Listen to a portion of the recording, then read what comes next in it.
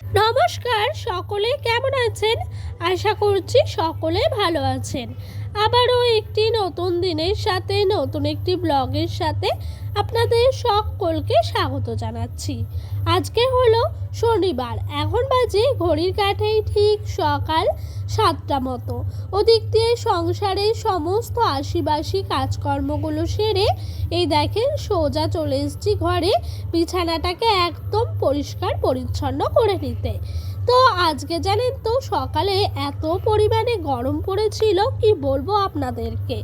আজকে হলো জ্যৈষ্ঠ মাসের 1 তারিখ, মল মাস শুরু হলো জানেন তো। আজকে জ্যৈষ্ঠ মাসের যে 1 তারিখ গরমটা হাড়ে হাড়ে টের পাড়ি দিচ্ছে। সকাল থেকেই মনের মধ্যে একটা পজিটিভ এনার্জি কাজ করছিল সংসারের সমস্ত কাজকর্মগুলো সারতে। এতে করে জানেন তো সংসারের কাজকর্মগুলো না বেশ গুছিয়ে গাছিয়ে পরিপাটি করে করতে পেরেছি। ওদিক দিয়ে বিছানার সমস্ত কিছু নামিয়ে নিয়ে বিছানাটাকে একবার ঝেড়ে নিলাম। তারপরে এই দেখেন চিরুনি দিয়ে প্রত্যেক দিনই তো বিছানার সাইডে যে চাদরটি থাকে এক্সট্রা বেরিয়ে সেই চাদরটিকে গুজে গুজে দিই। তো ওই দিক দিয়ে ডোডো উঠে পড়েছে, ওকে খাওয়ানো হয়ে গেছে। এখন ও বইয়ের ব্যাগটা নিয়ে ওর বাবার কাছে গেছে একটু বই পড়বে বলে। তো যেহেতু নেই সেহেতু ঘরটা এক ফাঁকে পরিষ্কার করে নেওয়াটাই হলো। ওই দিক দিয়ে বিছানাটি পরিষ্কার হয়ে গেল, এদিক দিয়ে জানলার পর্দাগুলোকে খুলে নিচ্ছি। জানেন তো সকাল সকাল কাজকর্মগুলো যদি একটু সময়ের মধ্যে হয়ে যায় না তাহলে ভীষণভাবে ভালো লাগে। ওদিক দিয়ে আমি সকালে ভাত বসিয়েছিলাম, তবে এখন ভাতটি হয়ে গেছে, এটিকে এখন ঘরে নিয়ে আসি জায়গা মতো রেখে দেবো।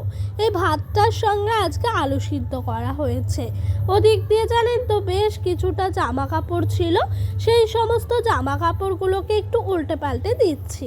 কেন জানেন তো, তখন না এই যে কঞ্চিগুলো রাখা আছে দেখতে পেয়েছেন, এই জায়গাটিতে প্রচুর পাতা রাখা ছিল।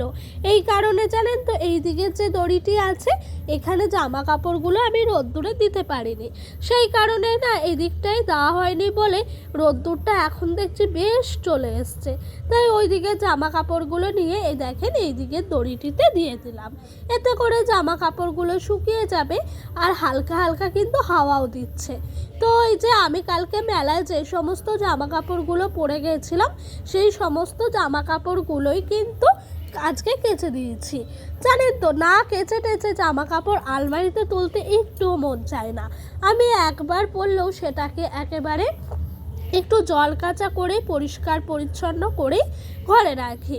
এখন বাজে এই ঘড়ির কাঁটায় 9টা মতো। ডোডোর বাবাকে বললাম ভাত পারবো কি না বলাতেই ও একেবারে উত্তর দিল হ্যাঁ। তো সেই কারণে জানেন তো ভাতটি বাড়তে চলে এসেছি। তবে আজকে 3টে মতো আলু সিদ্ধ দেওয়া হয়েছে, আর এই 3টে আলু সিদ্ধ দিয়েই কিন্তু আজকে সকলে খাওয়া দাওয়াটা সারবে। আলু সিদ্ধর সাথে জানেন তো একটু পেঁয়াজ আর একটু লঙ্কা ভাজা হয়েছে, তবে শুকনো লঙ্কা ভেজেছি। আলু সিদ্ধর সাথে শুকনো লঙ্কা পেঁয়াজ তেলে ভেজে মাখা করতে ভীষণ ভাল লাগে জানেন। এভাবে না সকালের খাওয়া দাওয়াটা বেশ ভাল লাগে। যাই হোক, এদিক দিয়ে আমি 3টে থালায় ভাত বেড়ে নিয়েছি। একটাই রয়েছে ডোডোর, একটাই আমার, একটাই ওর বাবার। তবে আমি আর ডোডোর বাবা তাড়াতাড়ি খেয়ে নিই, ডোডোকে একটু পরেই খাওয়াই। ওকে খাওয়াতে অনেকটা সময় লাগে, তো সেই কারণে আমি নিজে আগে তাড়াতাড়ি খেয়ে ওকে লাস্টে আস্তে আস্তে খাওয়াই। আর জানেন তো কালকে না কিছুটা মাছ থেকে গেছিল, সেই মাছগুলোকেই ভাবছি ডোডোকে অর্ধেকটা দেব, ওর বাবাকে অর্ধেকটা দেব। তো ওই যে মাছগুলো রাখাই আছে সামনে বাটিতে, অর্ধেকটা করে দিয়ে ওদের বাপ বেটাকে দিয়ে দিলাম। আর এই দেখেন সকালের খাওয়া দাওয়ার পর সমস্ত বাসনপত্রগুলো কুয়োর পাড়ে নিয়ে চলে এসেছি মাজা ধোয়া করতে। আজকে সকালে যেই গুমসানি গরমটি ছিল, তবে বেলা হতেই গরমটা একেবারেই যেন এই হাওয়াতে মনে হচ্ছে মিশে গেছে। তো জানেন তো হাওয়া দিচ্ছে বলে এতটাও গরম লাগছে না। আমি ওইদিকে সমস্ত বাসনপত্রগুলো নিয়ে এসেছি, তবে এই সময় বেশি একটা বাসনপত্র থাকে না, যেহেতু হাঁড়ি কড়াইটা আমি একেবারে দুপুরে রান্না বান্নার পর মাজি, সেই কারণে কিন্তু এই থালাগুলো থাকে, তার সাথে ফ্যান চালানোর যে সসপ্যানটি আছে ওটি থাকে, আর তার সাথে একটি হাতা না, আর টুকটাক যদি আগের দিনের কিছু খাবার টাবার থেকে থাকে সেই সমস্ত বাসনপত্রগুলোই বের হয়, এছাড়া বাড়তি বাসনপত্র কিন্তু বের হয় না। এরই মধ্যে বাড়ির সকলেরই খাওয়া দাওয়া হয়ে গেছে, তবে ডোডো এখন খেলা করছে আর আমি এইদিকে কাজগুলো গুছিয়ে নিচ্ছি। এরপরই সোজা চলে এসেছি দেখেন রান্নাঘরে রান্না বসাবো বলে।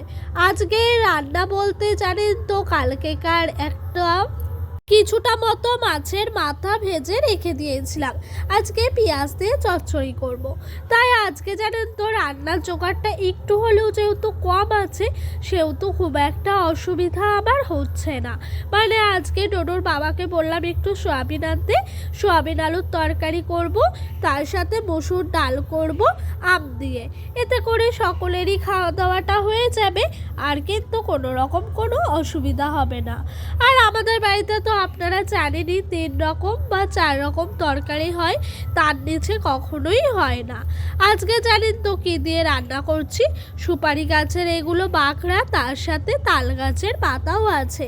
জানেন যেই তাল গাছের পাতা দিয়ে আমরা ছোটোবেলায় পাখা কিনতাম বাজারে, সেই তাল পাতাগুলোই দেখেন, এগুলো দিয়েই কিন্তু আমি ভাতটি রান্না করছি।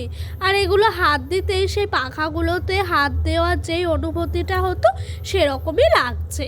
তবে একটি করে সুপারির পাতাও দিচ্ছি, সুপারির পাতাটা যেহেতু নরম আগে ভাগে ধরে যাচ্ছে, আর ওই পাতাটি তো একটু শক্ত, ধরতে একটু টাইম লাগছে, তার সাথে কিন্তু জ্বলছে অনেকক্ষণ ধরে। সুপারির পাতা যত তাড়াতাড়ি ধরে যাচ্ছে তত তাড়াতাড়ি কিন্তু পুড়েও যাচ্ছে। যাই হোক, এদিক দিয়ে জানেন মাছের মাথা দিয়ে পেঁয়াজ দিয়ে ভাঙাচোরা করে একটি রেসিপি করেছি। এটি খেতে এতটাই দুর্দান্ত লাগে, আপনাদেরকে কিন্তু নতুন করে আমার কিছুই বলার নাই, সেটি আপনারা আমার তরকারি রান্নাটি দেখলেই বুঝতে পারছেন।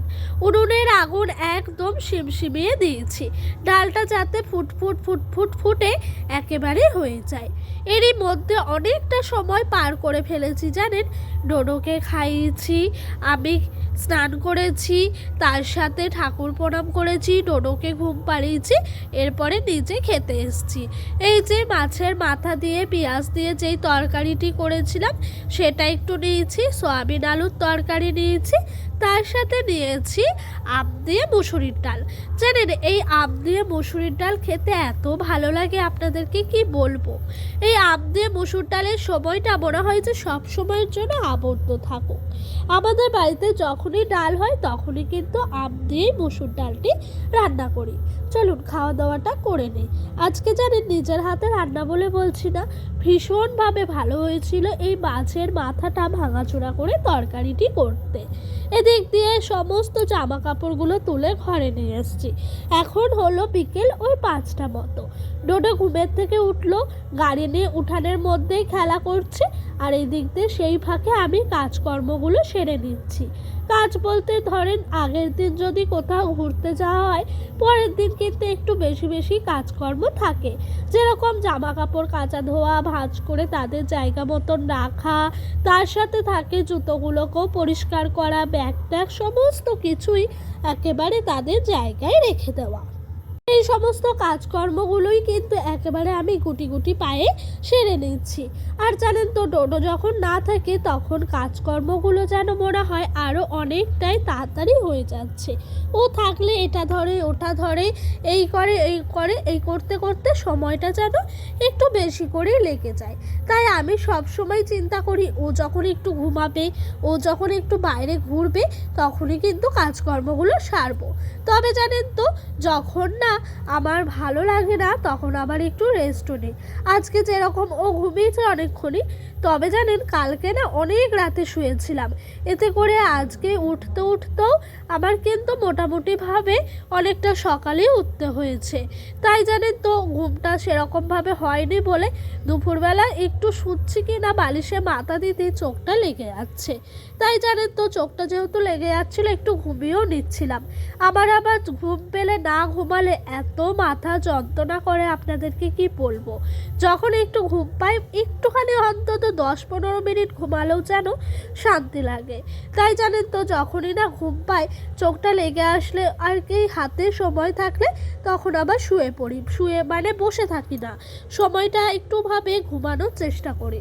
আর জানেন তো, যখন ভীষণভাবে মাথা যন্ত্রণা করে তখন চোখটিকে বন্ধ করে একেবারে শুয়ে থাকি। তবে হ্যাঁ, আপনারা অনেকেই ভাববেন হয়তো কাজকর্ম না করে শুয়ে থাকি, তবে সেটা কিন্তু একদমই না।